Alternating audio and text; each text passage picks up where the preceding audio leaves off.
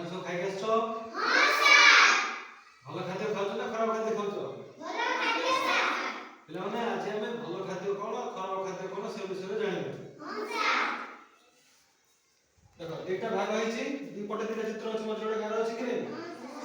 এটা হলো good food, এটা হলো ব্যাড ফুড।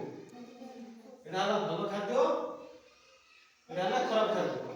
হলো দেখো যেটা ঠিক মনে হইছে সেটা হলো ভালো খাদ্য, দেহ ପାଇଁ ଭଲ, খাইলে দেহ ঠিক ରହିବ, স্বাস্থ্য ଭଲ ରହିବ। এটা খাইলে স্বাস্থ্য খারাপ হবে।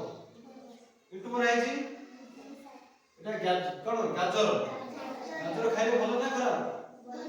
ভালো। এটা হচ্ছে বর্গর, বর্গর খাইলে ভালো না খারাপ? খারাপ। এটা হচ্ছে ফ্রুটস, ফ্রুটস হচ্ছে আমরা তরমুজ, আপেল, সপুরি, এগুলা খাইলে ভালো না খারাপ? ভালো। এটা হচ্ছে কোল্ড ড্রিঙ্ক, খাইলে পিলে ভালো না খারাপ? খারাপ। অন্ডা খাইলে ভালো না খারাপ? ভালো। আইসক্রিম খাইলে ভালো না খারাপ? খারাপ। মাছ খাইলে ভালো না খারাপ?